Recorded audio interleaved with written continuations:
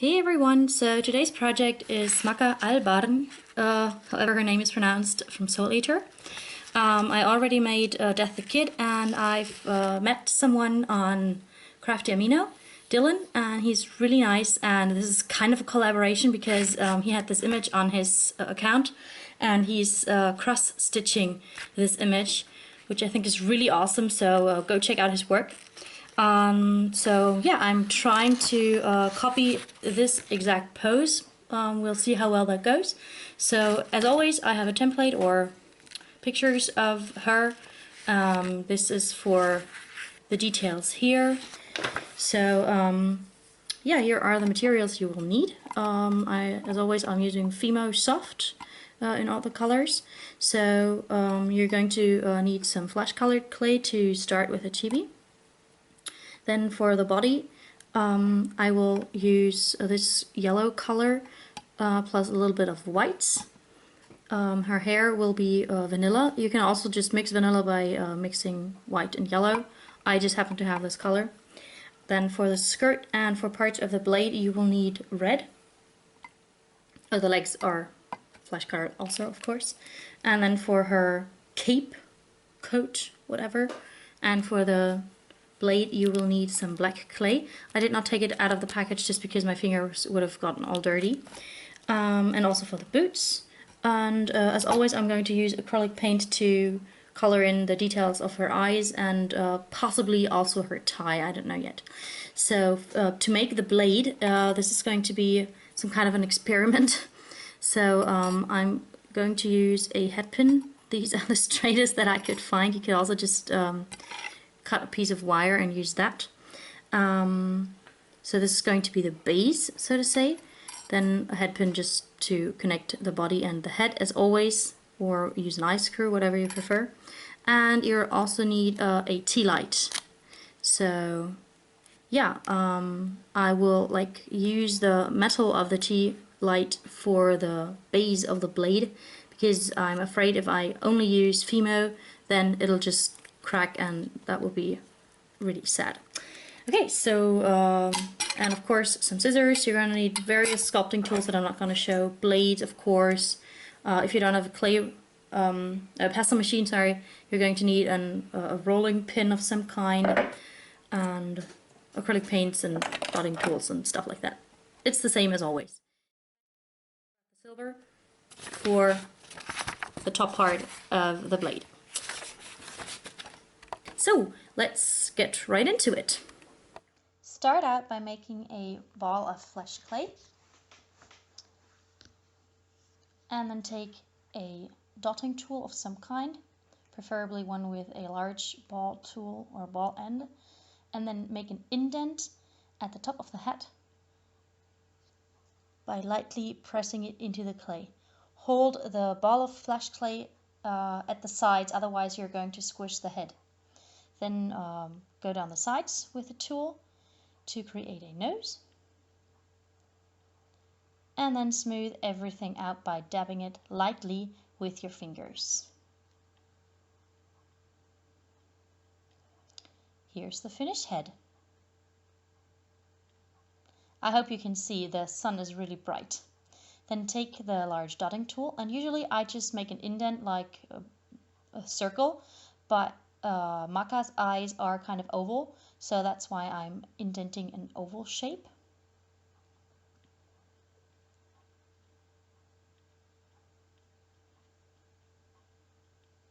And then hold the head at the sides, take your needle tool, and twist and push at the same time while driving the needle through the head.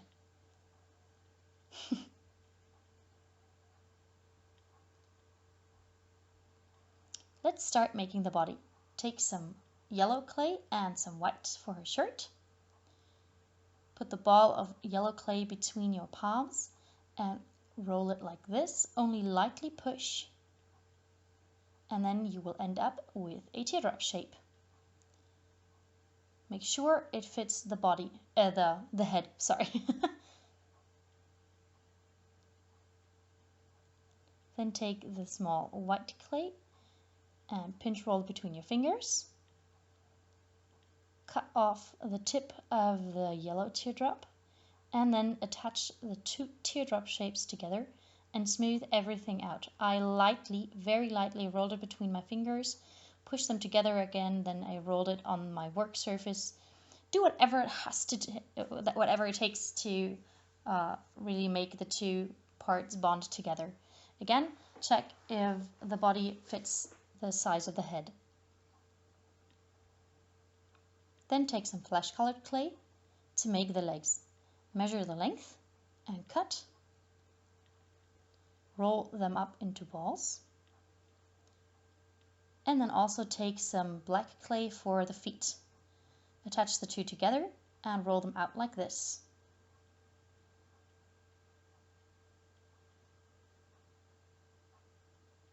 Make two and then cut them off at an angle.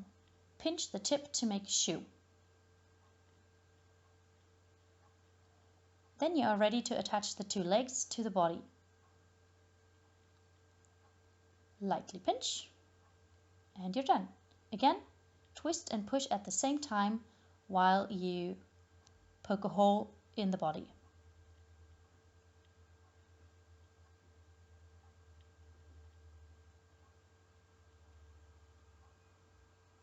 Now the two pieces are ready to bake for the first time. Once they are cooled, we can continue. We will start by making the skirt, and then we'll turn to the head. Take a mixture of red and black for the skirt, roll it out. I think this is a setting 7 on a pasta machine. And then securely attach it to the body and fold it around the body.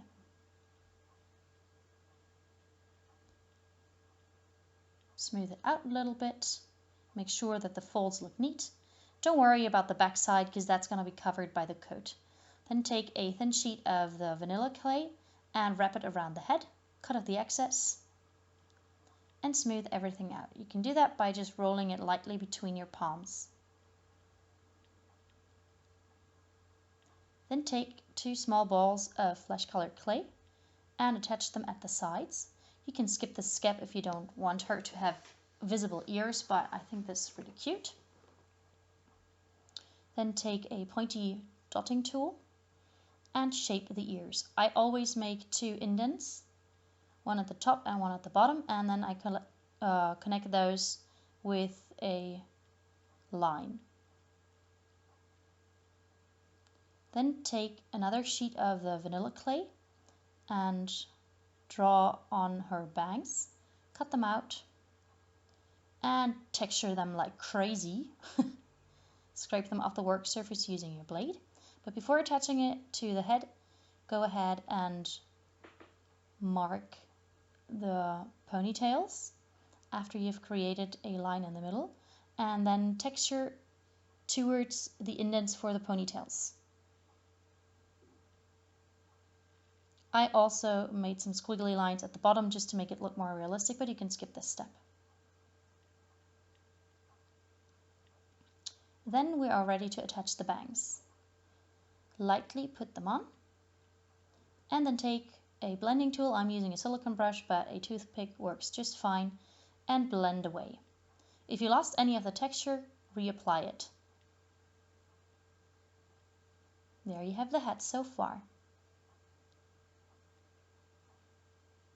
Now let's make the collar. Cut out 2 triangles and attach them to the body like so. Just wrap it around and lightly push and make it look neat. Here's what the chibi looks like so far.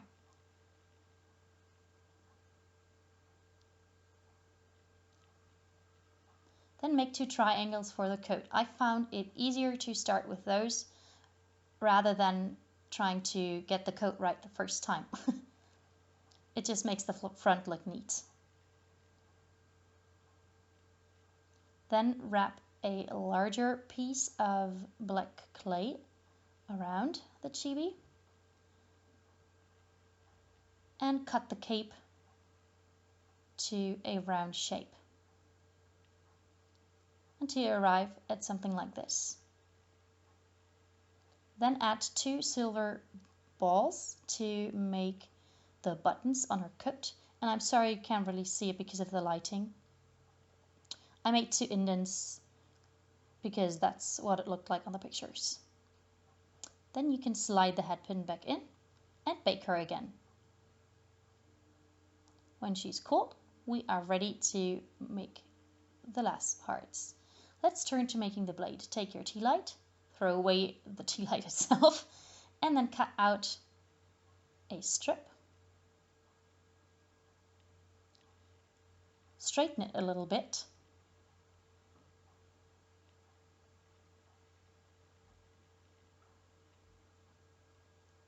And then measure the length. It should be as tall as the chibi. Then take a dotting tool or a needle tool and draw the outline of the blade or the scythe on the metal. Cut it out.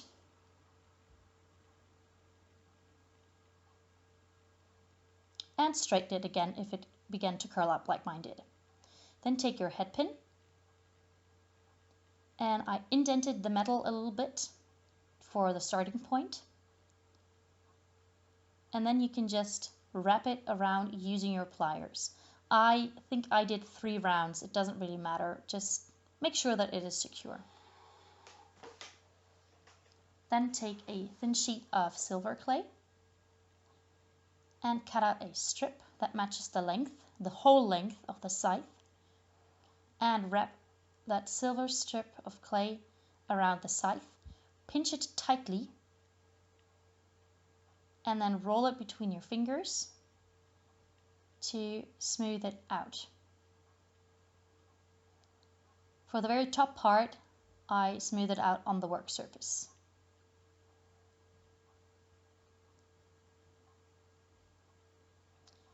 Let's make the little decorations. So cut out this shape.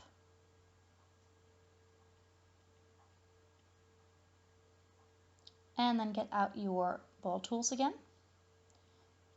Make 3 indents. And then get tiny bits of black clay, roll them into balls, if you want to call them that. It was so tiny. Put them in the indents. And then press them into the indents using your ball tools.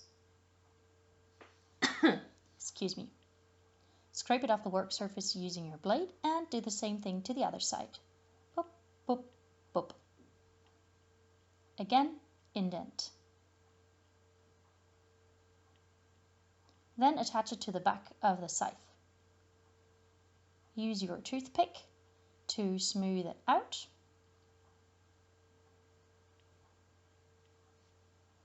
And then blending tools if you have any. Now let's turn to making the eye part.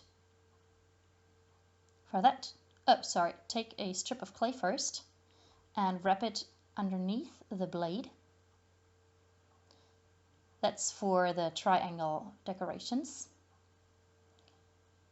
Cut off any excess.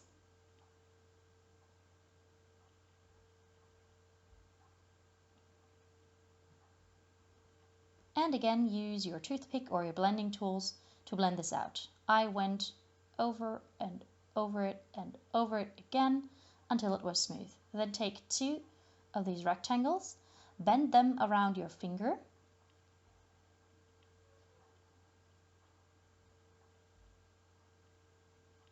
and then place them on top of the top part. Again, slightly push, and then use your blending tools or again your toothpick to smooth everything out.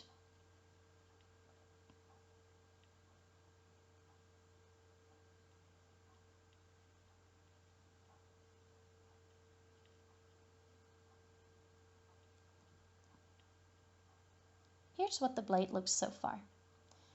Go ahead and bake this. Then take some red and black clay and ta-da! Roll really, really thin sheets. I think this is a setting 8. Then take your scythe and cut out 4 shapes. 2 black ones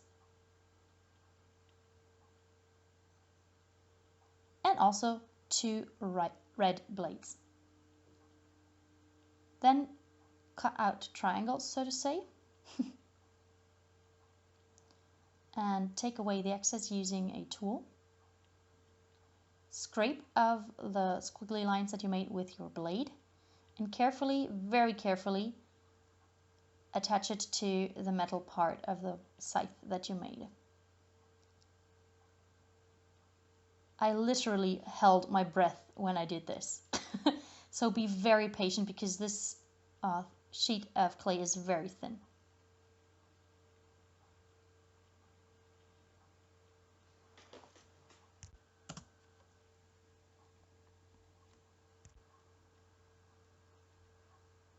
Okay, then also finish the red part and bake. Then make the arms the same way you did the legs, except that you switch the colors. And I'm going to make her left hand stick out towards the back. And I'm securing it on using my blending tools again. And the other hand is just going to hang down at the sides. And then again bake. Then take a thin strip of the vanilla color and texture like crazy. Doesn't have to look neat or anything, just texture it. Do that from both sides. Again, scrape using your blade. Then make very long triangles, twist them, and take 3 of these twists, pitch them at the top, twist them again, and then kind of upside down, stick them to Maka's head, like so. Looks crazy. And then carefully bend it down. Make the other one and bake again. And here's the finished Maka Albarn. I had to glue the scythe back onto her body because it fell off. But yeah. I drew on all the details here with acrylic paints. And then I glazed it using a gloss varnish and also some parallax pigments. So I have this carbon black and this magenta. Can't really see it in the light, but it's really cool. And yeah, also don't forget to glaze the whole chibi. Yeah, I hope you liked this tutorial. If you did, please give it a thumbs up and comment and subscribe. Hope to see you next time. Bye!